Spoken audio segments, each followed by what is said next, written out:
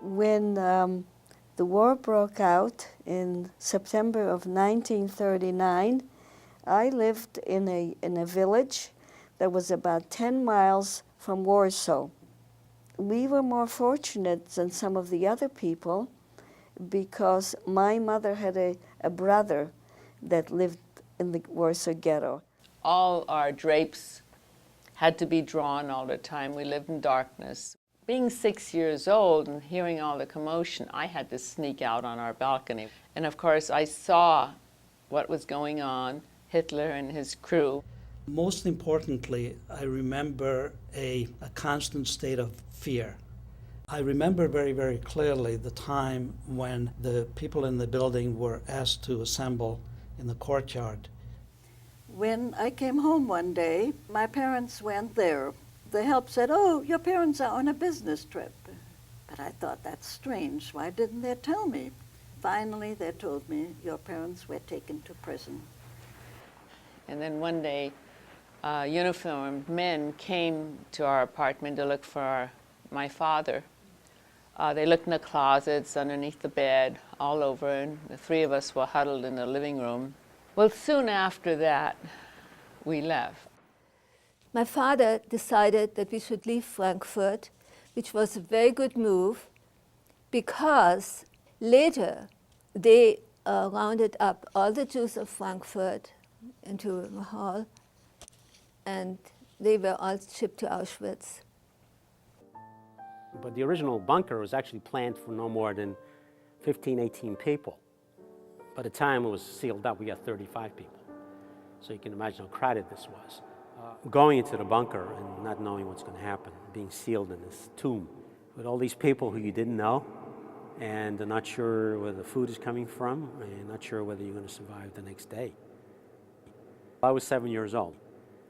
And I still remember my mother standing by the window and saying, "Go. I know that all of us are going to be killed, and at least you're the only one that will survive." So I went, and Stasha took me out as her own child. It took me 50 years to talk about my experiences. I didn't even want to talk to my children or my husband because it was a way of protecting them.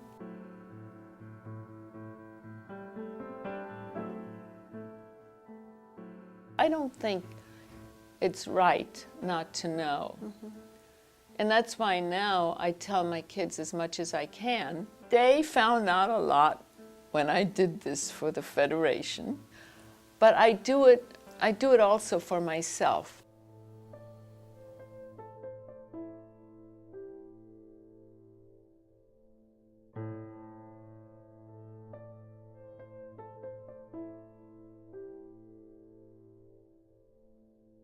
The Portraits of Survival exhibit is most precious because of the people who are here to tell the story, plunged backwards into the depths of deepest trauma to tell what has happened and to leave us their legacy and the legacy of history and knowledge to grapple with firsthand.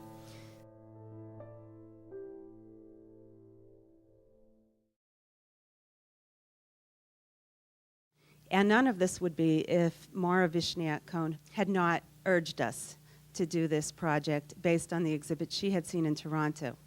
I remember Shelley and I looked at each other and said, how can we do this? We're not a museum, and how many Holocaust survivors are there in this community anyway?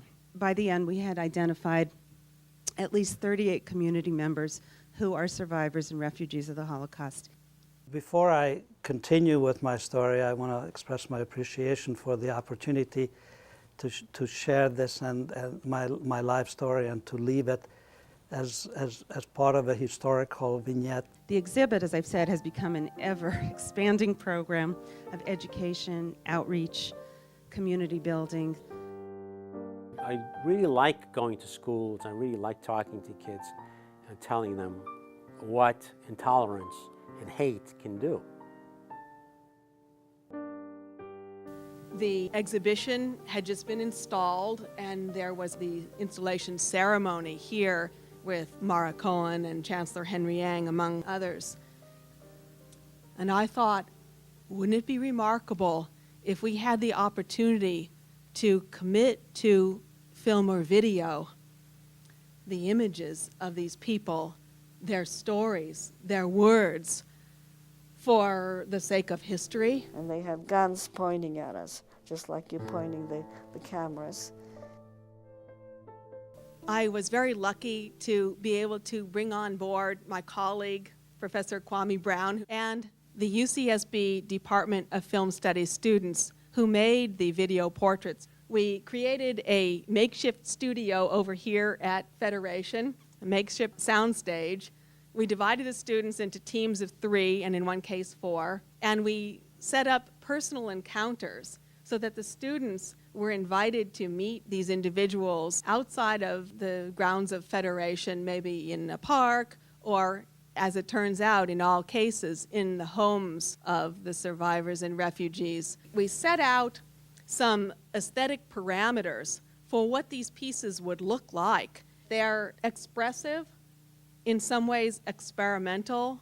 We set up a video camera in her home with sound equipment and everything. What about in electric light?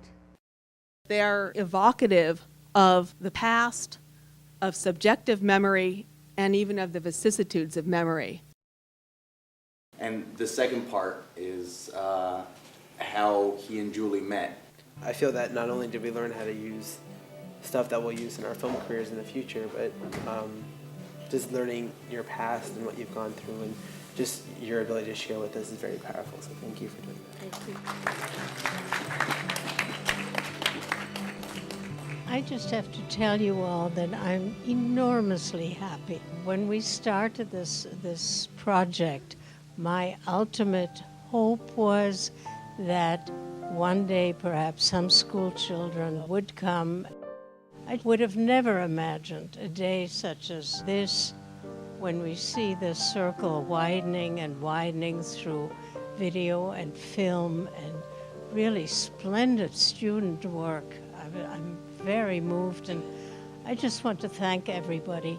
Thank you. Thank you. And you're all so beautiful. That makes such a wonderful painting.